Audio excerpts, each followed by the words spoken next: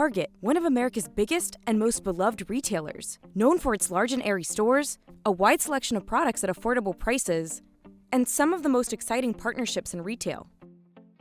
Its loyalty program boasts 100 million members. The retailer sold a total of $106.6 billion of goods in 2024. That's really something that Target has built, this idea of a joyful, fun shopping experience that's colorful and will introduce you to items you didn't even know that you wanted or needed. Yet as of late, the discount department store has lost market share. And while its customers are spending about the same per quarter, Walmart and Costco's customers are spending even more. Between April 2024 and April 2025, Target lost nearly half of its share price. It's hard to get on top as a favorite retailer, but it's even harder to stay on top, especially in a digital age where customers' attention spans are shorter. Target was once the poster child for retail. It's not a company that's completely lost its way, but it is a company that's lost its mojo. Competition is fierce, but experts say a lot of Target's issues are self-inflicted, like understaffing and excess inventory, and what some have called an identity crisis. In general, I think there's confusion about who Target is and what it stands for at this point. The company needs to get back to some of that original feeling that it gave shoppers, but that can be a hard thing to do. So has Target lost its Tarjay magic? And if so, how can it get it back? Target, like most retailers, is caught in the Trump administration's turmoil around tariffs. While on a 90-day pause, the volatility is damaging consumer confidence. Roughly half of Target's merchandise is sourced internationally. As of April 30th, the Trump administration has imposed 10% universal tariffs on most countries except China, which is set at 145%. Over the last few years, we've gone from over 60% of our imports coming from China to 30, and we're on a path to get it down to 25. So we've diversified our supply chain to give us more optionality, and I think that'll serve us well as we go forward. We're going to try to make sure we can do everything we can to protect pricing, but if there's a 25% tariff, those prices will go up. The news about tariffs comes after the retailer reported yet another year of flat revenue. Foot traffic declined for 11 straight weeks between January 27th and April 13th, 2025. That period coincided with a 40-day boycott over the company's decision to roll back some of its diversity, equity, and inclusion initiatives. A wider-scale boycott is brewing. Competitor Costco, which stuck with its DEI goals, saw sales grow nearly 9% in March 2025 from the same month a year prior. Customers really don't like that confused positioning, and it's kind of trying to take a middle-of-the-road position. The problem with being in the middle of the road is you end up getting knocked down from both sides. While shoppers aren't turning away from Target completely, Walmart and Costco's customers are spending more than they did 3 years ago. Target sells more discretionary products than competitors. It helps that Walmart is the nation's largest grocer by revenue. About 60% of its total sales are non-discretionary. For Target, that number is about 50%. When you're a destination for groceries, which is like a weekly, sometimes multi-week, multi-day in a week visit, you have more opportunity to get the customer to buy something else while they're in the store. Target has been seen as being, not quite so good value for money over recent years. And people have said, look, let's give Walmart a try, especially for grocery and some essential stuff. And again, once they've tried it, they're not going back. Meanwhile, Walmart has been taking a few pages out of Target's playbook, updating its apparel, refining private label brands, and adding premium products. It has also attracted a wealthier consumer. Several experts say Target has also struggled to adapt to its new channels, like e-commerce and curbside pickup. Some blame understaffing. Target has almost become a victim of its own success because it's grown a lot, especially online. A lot of the basics in many stores are being neglected. There are empty shelves because products not being bought out from the stockroom. There are longer lines at the registers because Target doesn't have enough staff to open those registers. And this has really deteriorated the store experience. Target's problems are much bigger and more complicated. It's dealing with inflation as people are buying less wants and more needs. It's dealing with a complex environment where people are going to competitors like Walmart who are investing heavily in their brand. And so it's hard to know exactly how much is coming from DEI and the backlash related to it, but more than likely it's a mix of all of the above. Target's financials soared during the pandemic. The retailer remained open, and its core customer, a middle to high-income shopper, was on a spending spree with a generous stimulus check. Target stock shot up to an all-time high in November 2021.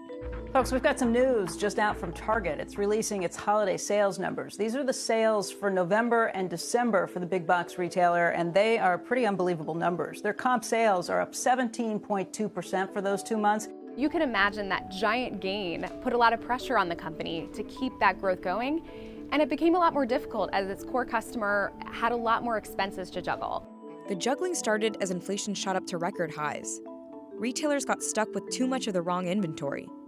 Discounting became Target's only solution, causing its gross margin and profitability to drop significantly in 2022. Its share price tumbled. Target has offered a collection celebrating Pride Month for a decade, but during its second quarter 2023 call, CEO Brian Cornell said that backlash by conservative customers had hurt sales.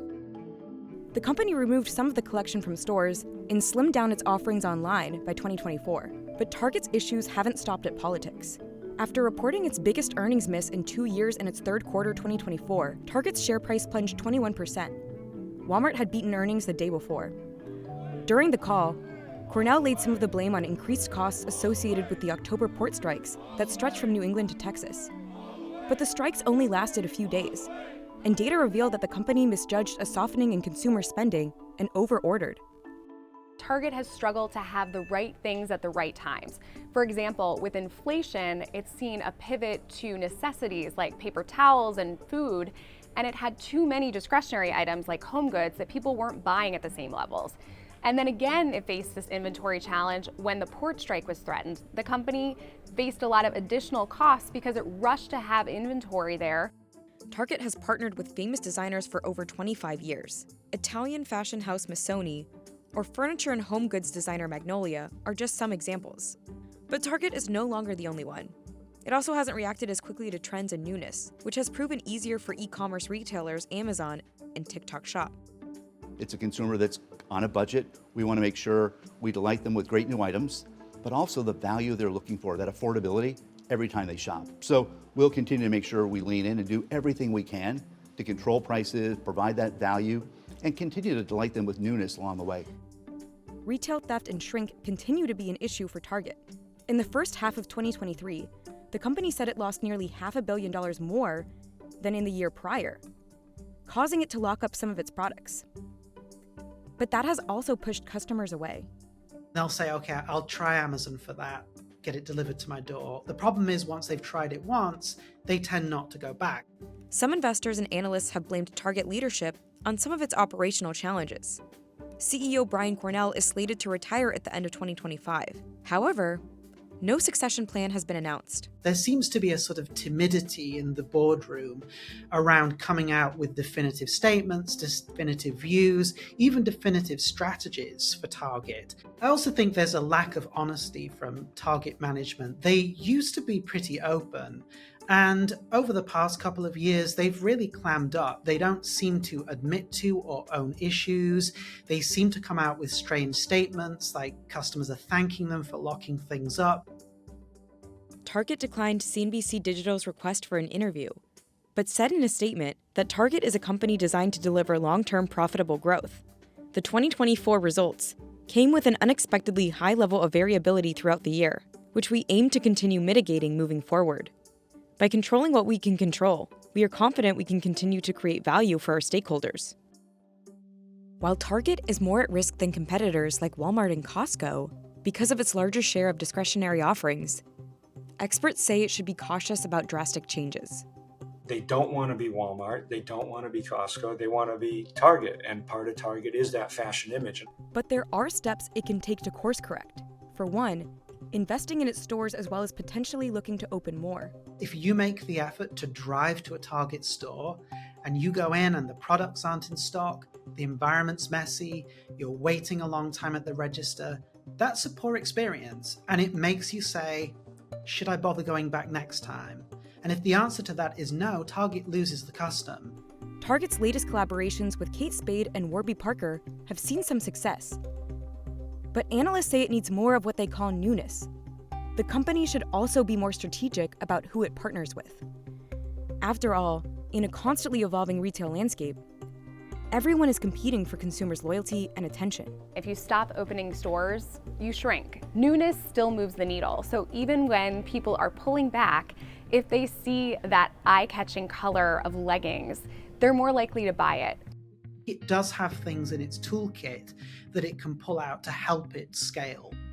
But that's going to need a really clear vision and a really compelling point of view from management and real confidence in communicating that to investors and to staff and ultimately to customers. And that's the piece I don't think that's quite there at the moment. But aside from any of its internal challenges, Target, as well as any other American retailer, has to deal with uncertainty around tariffs. We'll see how things unfold. I think for anyone in our space today, we're looking for certainty. And hopefully over the next few weeks, we have a better understanding of how things are going to move forward, and we've got to react accordingly.